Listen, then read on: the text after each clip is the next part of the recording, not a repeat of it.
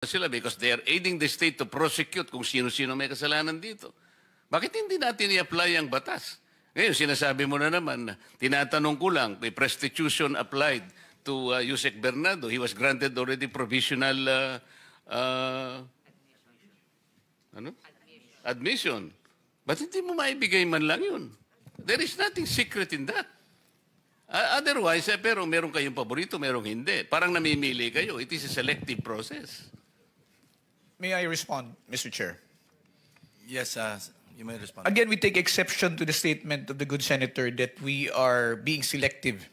The process of application... Yun ang ginagawa the process mo, of application, sir... selective application of the law. Sinasabi natin, walang requirement ng restitution. Will you agree? I agree, sir. It is not explicitly stated in the law.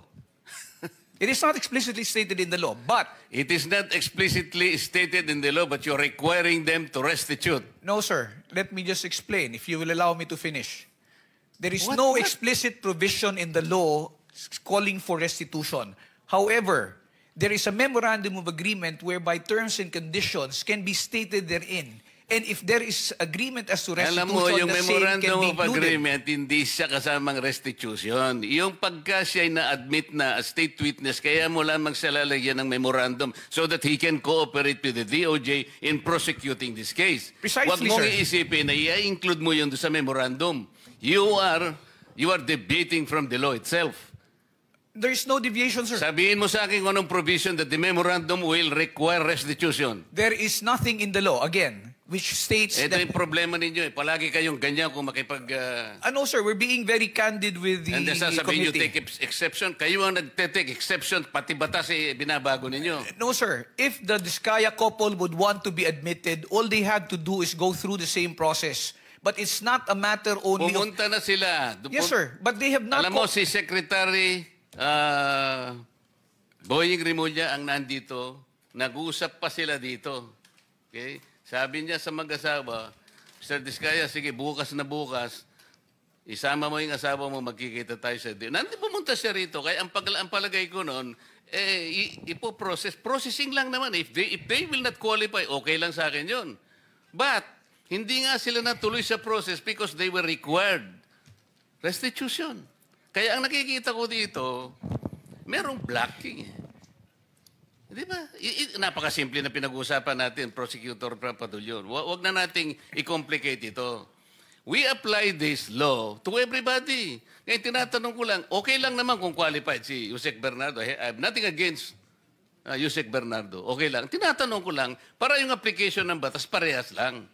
So, halimbawa, kung wala namang restitution si Yusek Bernardo, why will you apply restitution to these people? Sir, we did not... That was a statement made by former Secretary Rimulya. When they were referred to Department of Justice for processing, it was because there was a legislative inquiry which was going on. And the Diskaya couple, during the time that they were testifying, stated that they wanted to be provided security and protection. Immediately after they went to the department, said security and protection was provided to them without any consideration yet as to their application into the program. The evaluation for purposes of being considered in the program is a different process which has not been completed. That is the reason why they have not yet been considered as possible state witnesses in the cases which are pending. It was never completed because you were insisting on restitution. Drop it. Para sa ganun, kung mag-a-apply sila at kung qualified sila, pagbigyan ninyo. Yun lang ang ano dyan. No, sir. Again, let me disabuse the mind of the good senator. There is no requirement that for purposes of processing, they will have to go through or they will have to make restitution. Yun nga because it will sinabi ni still go Boying through Rimulya. evaluation. Sinasabi ko sa iyo, yun ang sinabi niya sa press conference niya. Sinabi niya yun eh. Alam mo, mag-a-apply lang eh, sinasabi ko. Kung ang restitution mangyayari at the end of, let's say, napakita talaga na meron silang pananagutan sa batas, later on, restitution is talagang kailangan. Pero nag-a-apply lang yung tao eh. Kaya nga, Witness Protection and Benefit Program. There is no reason to burden these people for another requisite which is not even in the law. So, kung qualified sila, i-process natin. Kung nag-qualify, salamat. Kung hindi sila nag-qualify, wala tayong magagawa. Mr. Chair, it is not as if the reason why they are not being processed is because of the restitution that you mentioned. The Sec- fact is, Prosec, ang sinasabi ko, hindi yun ang naging unang dahilan kasi kaya siguro nabanggel ito. Maraming procedures dyan. Kaya lang, ang sinasabi ko, ang pinipilit kong ipaintindi sa iyo ay yun doon pa lang doon pa lang na-stop na sapagkat pinilit ni Secretary Boying, mag-restitute ka muna. Sabi ko, nawala na. Mr. Chair, kung ang gagustuhan po ng Diskaya couple is makonsider sila o ma-process sila, let's take away the aspect of restitution. But they have to comply first with the requirements, which is the submission of the affidavits to justify the department being able to evaluate the same. Let's not talk about restitution. Tapos na. Okay na yun.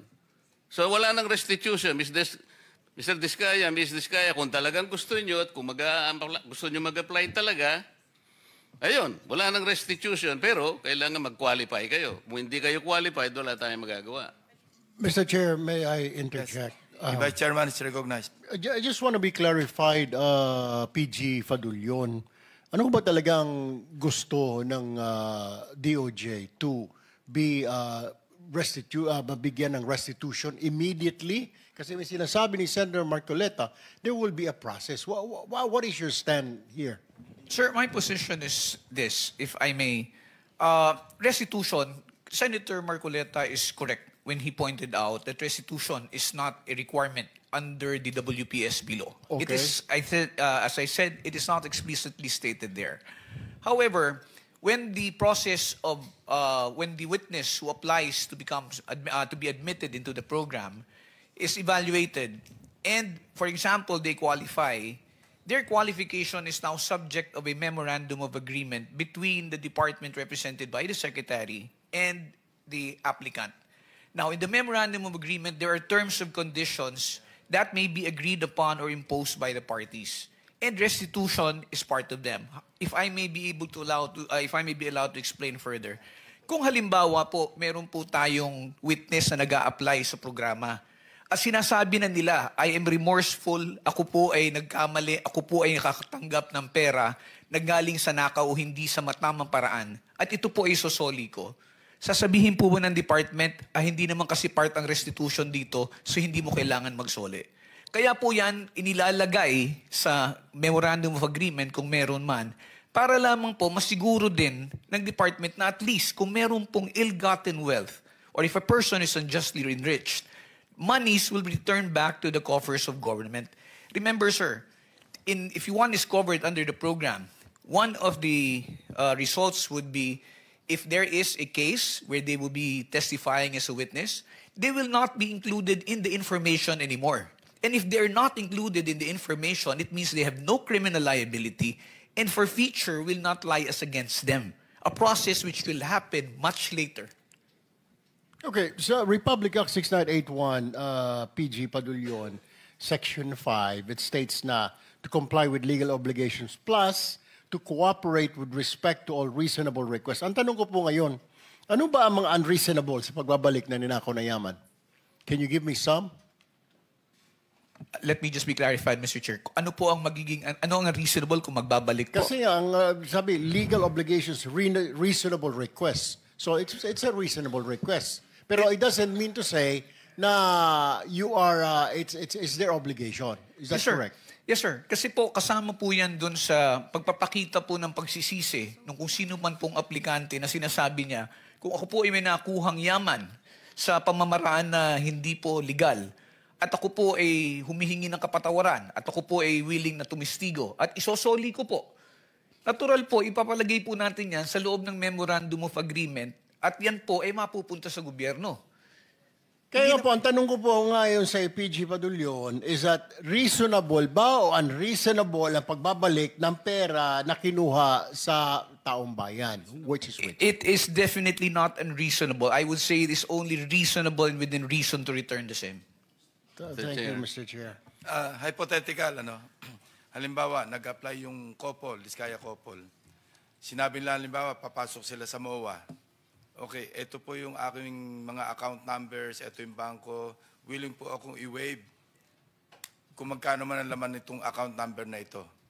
Tama po ba yung hypothetical situation na ganon? That would be one correct means, Mr. Chair. Or halimbawa, ito po yung estimate ko na kinita ko sa aming pagkokontrata na mayroong ghost project, nag-estimate siya.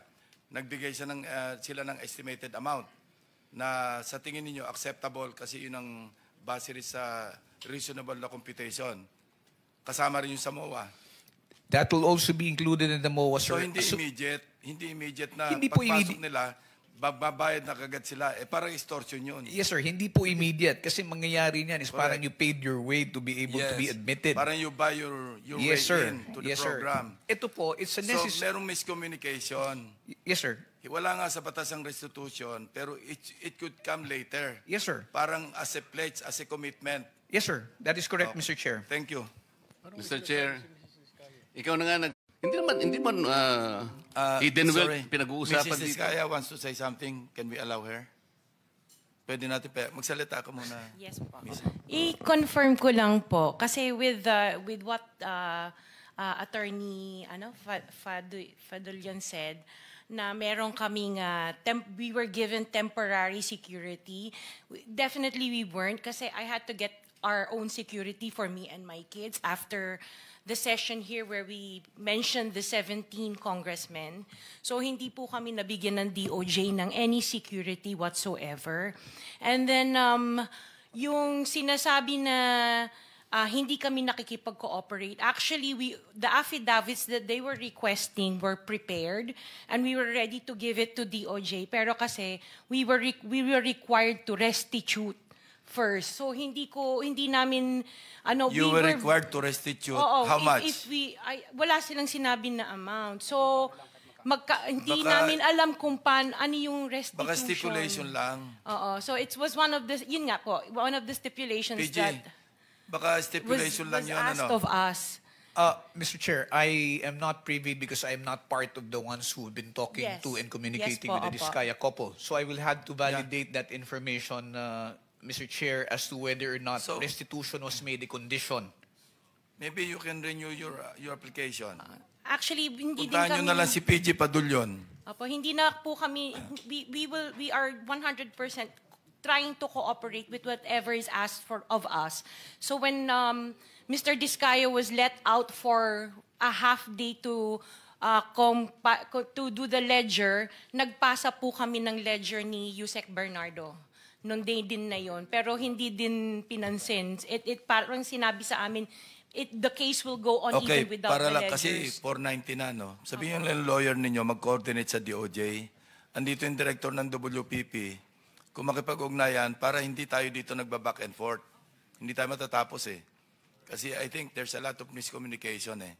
No, iba yung interpretation, iba yung interpretation. Yes, so, Mr. Senator Chair. Risa, you're about to... Yes, salamat Mr. Chair. Since sinabi ni Ms. Diskaya na gusto nilang mag-cooperate 100% sa mga investigasyong ito, just to make of record explicitly, bukod po sa sinabmit na nilang mga proyekto ng Alpha and Omega 2016 to 2022, iniintay pa po ng komite yung mga proyekto 2016 to 22 ng St. Gerard, St. Timothy, Amethyst Horizon, St. Matthew, Great Pacific Builders, at Elite General Contractors. Plus po, yung mga joint venture agreement projects ng mga Diskaya taong 2016 hanggang 2022 din, Mr. Chairman. Salamat po.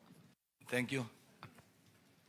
So, salamat Mr. Chair at siguro baka magkakaroon ng panibagong pag-asa yung mag-asawa na ito. Pero Prosec Padulyon, huwag mo nang ipipilit yung restitution na ilalagay mo sa memorandum. Mali yun. Para matuloy. Kasi nag-a-apply lang naman eh. Baka naman, ang totoo niyan kahit, Mr. Chair, kung... Actually, hindi outright yung restitution. Parang pledge yan eh. Parang willing kami mag-restitute. Parang ganun lang. Hindi outright kasi pagka-outright, parang extortion yun. Hindi, maski na yung pledge eh. Wag na muna nating ilalagay kasi parang nababahiran ng ano eh. Unang-una, hindi nga natin alam, magkano ba yung re-restitute? Sino bang magkukwenta? Sino magtatago nito while nandyan yan? Paano kung halimbawa, hindi naman na kumpleto, hindi sila nag-qualify? O kung nag-qualify man lang sila as state witness, later on, nagkaroon nga sila ng konting sablay, pwede rin naman silang i-discharge as state witness. What happens to the restitution? Kaya para wala kayong sagutin, wag nyo nang ipipilit yun, wala kasi sa batas yun. Okay. I would suggest Thank that you, the lawyer Mr. of the Diskaya couple will just coordinate with the DOJ. Okay. Settled? Para mag-renew yung application. Yeah, thank you very much. So, meron pa? Thank you, Mr. Chair. Thank you very much. PG, you want to say something pa? Sir, ulitin ko lang po, yung pag-admit, pagpasok ko kasi sa pag-apply sa program is voluntary. That's why we cannot coerce or force anybody who wants to be admitted. However, yung sa sinasabi lang po ni Senator Marcoleta, una-una po liliwanagin ko, hindi po ako nag-i-impose ng conditions na ilalagay sa Memorandum of Agreement.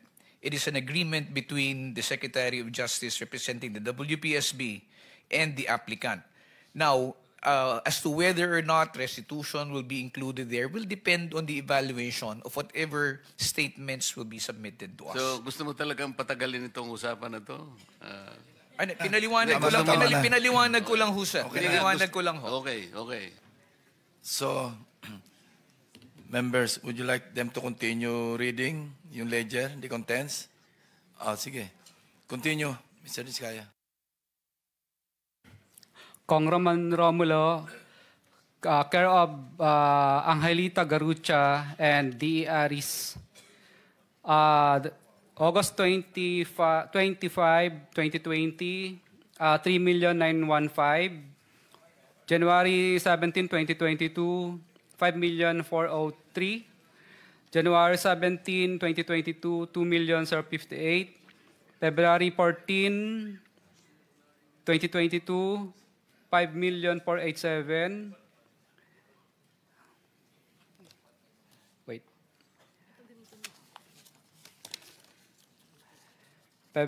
April 8, 2022, 2.6 million. February 6, 2023, 2.6. February 6, 2023, 7.2. March 3, 4.8. March 25, 9.7. March 5, 21.2. March 7, 7.077. May 30, 14,152. May 30, 14,699. Okay, Mr. Diskaya, ganito lang. Isabit nyo na lang yan. Kailan kayo pwedeng bumalik para kunin ang lahat?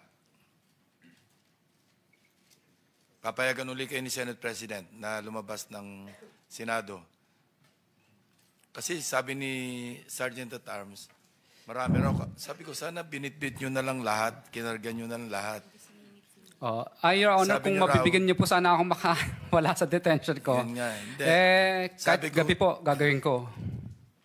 Okay, papayagan ka namin uli. Susulat ako kay Senate President kung kailan. Pero kunin nyo na lahat, hindi nyo pabalik-balik. Gusto mo lang yata umuwi. Totoo po. Kasi namimiss ko na po yung mga anak ko at saka Anyway, yung bahay po namin. Sige, Oho. gagawa ko ng sulat sa kanya. I-arrange na lang natin. Pakisapit mo na lang Your sa Honor, committee. okay lang po ba? Banggitin ko na rin po yung iba pang mga pangalan na nandito Sige, na dapat babanggitin ko. Hindi ko lang po babanggitin yung mga Alright. presyo nila. Yung susunod po si Kong Marvin Rillo, Kong Dean Asistio, Kong Patrick Vargas, Kong Marivic Pilar, Kong Jojo Ang. Yun po muna partial. Mr. Chairman, just a quick intervention. Yes, Senator Wing. Narinig ko kanina yung kay Congressman Romulo, may mga pangalan kang binanggit ahead. Ano Yung po? mga pangalan nun? Kay D.E. Aris po yun, tsaka si D.E. Aristotle Ramos, at tsaka si Angelita Garucha dati. Engineer yun ang ng kausap DPWH. Yun ang kausap mo, hindi si Congressman Romulo. With ano po? Ang tawag doon sa ganun? With advice po. Yes. Pero wala kang diretso mo bang kausap si Congressman Romulo o itong dalawang tao ang kausap mo? Itong dalawang tao po na ito ang kausap ko, with ano rin naman po ni Congressman yun. Paano mo alam kung with consent?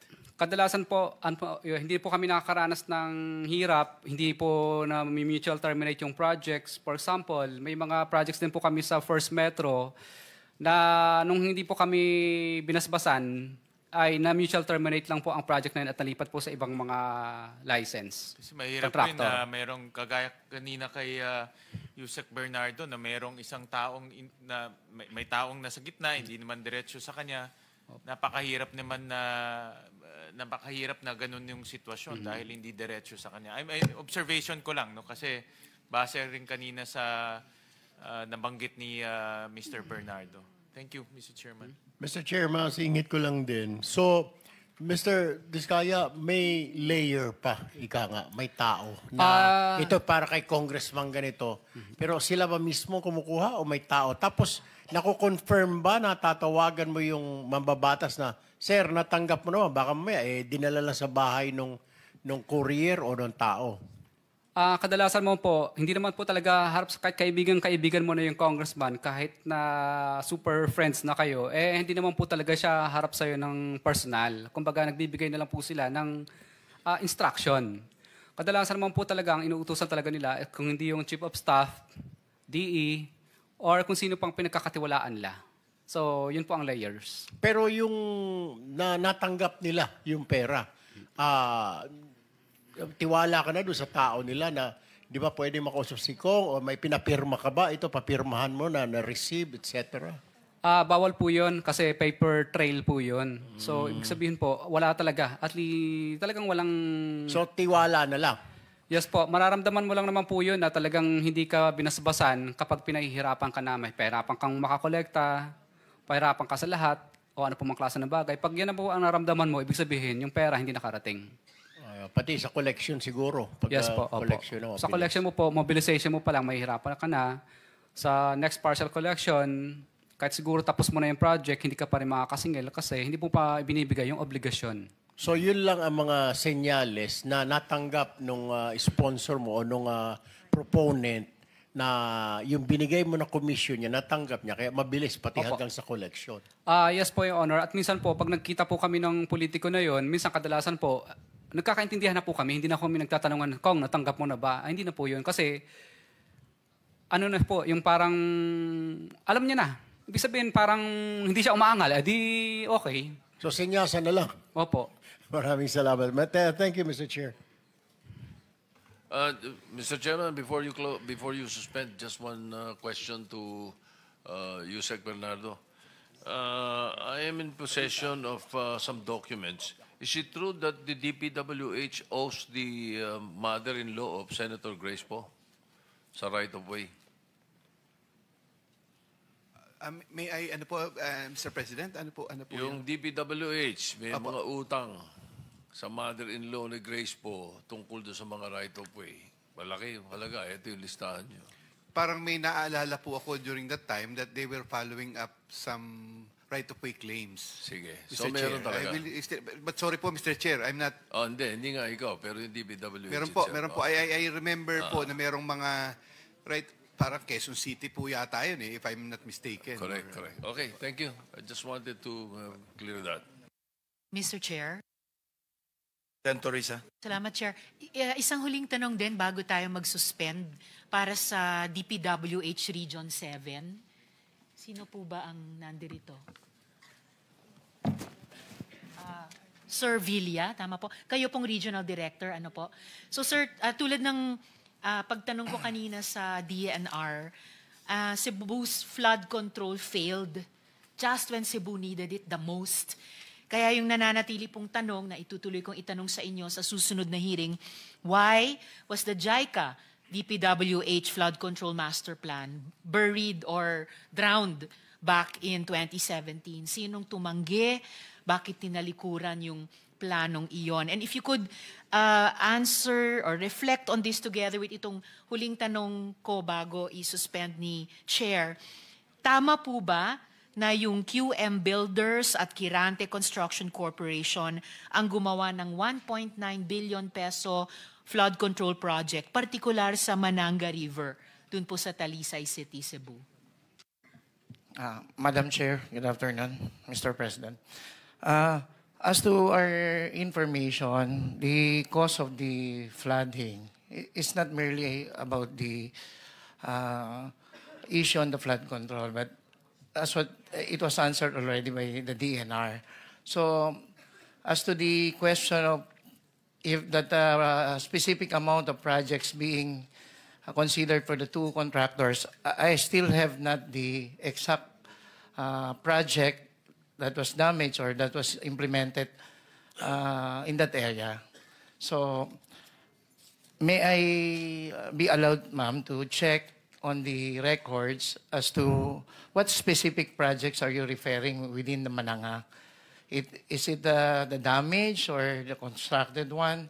So that's why we want to set the clarification first, ma'am. Sige po, sa susunod na hearing na lang. Pero nagugulat ako dun sa sinabi niyong di niyo pa alam. Kasi dun pa lang sa isang Rappler article, andun na po yung top 5 flood control contractors at itong dalawang itinanong ko sa inyo ay nasa top of the list. Madam Chair, we did have the still in investigation and inventory of the damaged flood control within the Mananga. That's why I'm really sorry to mention that I still don't have the exact amount and the exact numbers. But recently, we are going to have our own investigation on the exact number of projects that was damaged and come up also with the amount of the damages, including the name of the contractors who implemented the project. Maraming salamat, sir, para sa susunod na hearing. And lastly, alam niyo po ba kung bakit sayang yung 8-year-old na flood control master plan para sa Cebu na pwede sarang panangga recently ay binaon sa limot? Actually, Madam Chair, I do have the 2017 part of the completed master plan that was passed through us by UPMO. So we did have the Metro Cebu Integrated Flood Control and Drainage Master Plan. A study before have recorded that based on these reports, the consideration proposal for the immediate projects to be considered as the major proposal was the revetment and the drainage mains. So the secondary proposal is the construction of dams and retentions basins. That's why we did see this master plan to check if how many projects that were included already in the master plan. And sad to say, because of this heavy downpour and unprecedented rainfall intensity, it correlates more on the upland causes of these flash floods. So if we tend to relate that if these projects were implemented during the time that it was completed, maybe it would resolve the issue. So yun nga po, ang binabanggit lang po rito, ang unang naging parang priority po based dito po sa master plan, based sa record, is meron pong amount of revetments and drainage mains. Since then, meron po secondary proposal which is the creation of the dams. So as time passes po, parang lumalabas po na hindi ho masyadong nabigyan ng consideration yung pag-create siguro po ng isang o dalawang dams doon na suggested because malaking factor din po yung mga nako-consider po regarding po doon sa needed feasibility studies and everything. So, kaya po, siguro po, based on the initiative that the new secretary is doing, that he mentioned that we can immediately consider these measures as part of the solutions that those important components in resolving the possible recurrence of flash floods should be addressed. I'm sorry, Sir Villa. I mean, salamat sa mga pagsagot niyo, pero hindi po pwedeng magturuan lang ang DPWH at DENR dito. Kasi po, kung tulad nung sinasabi ko kanina sa DENR, kung ginawa po ng DENR yung mandato niya upland, at kung ginawa po ng DPWH yung mandato ninyo sa lowland, kahit nakalahati nyo man lang, yung kamatayan at damage dun sa mga kababayan natin sa Cebu. So lastly, so sinong tumanggi dun, at least dun sa flood control master plan ng JICA DPWH? Ba't po ito tinalikuran? Ma'am, sorry, Madam Chair. I guess no one refused to consider or refused to not do this master plan. But however po, with the support that given to this major projects or consideration for these dams, we're not part of the priority at then time. So, yun po ang parang pakiramdam lang po namin dito.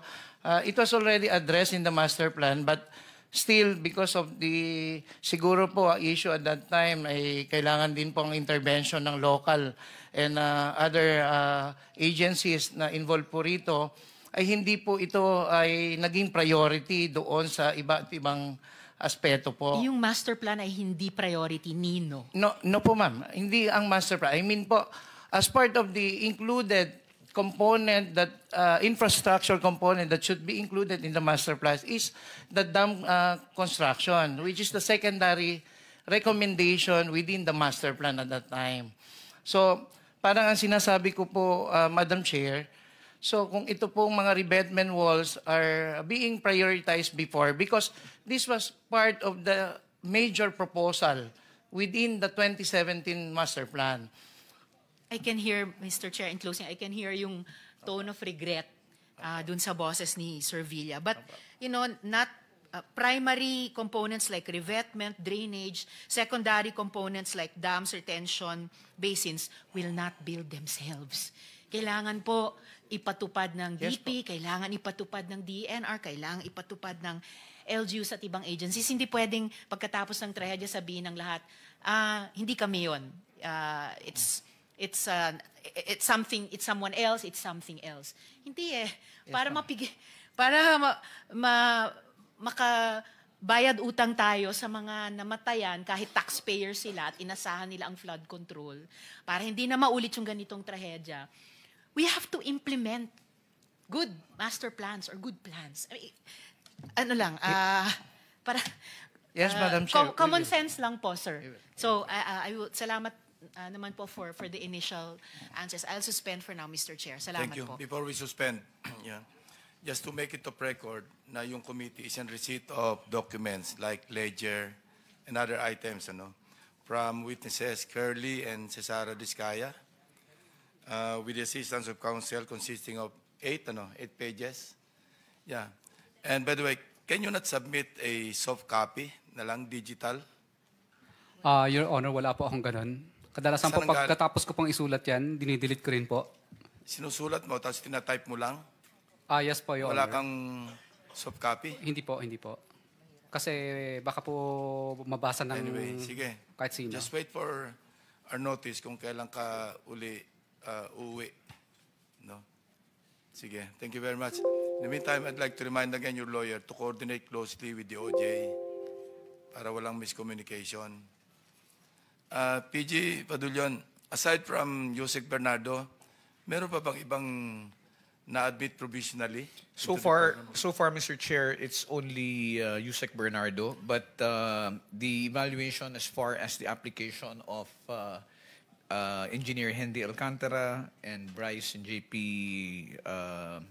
Mendoza are still in the process of being considered. I am not privy lang as to when it will actually be allowed, granted, because I'm not part of the approving team.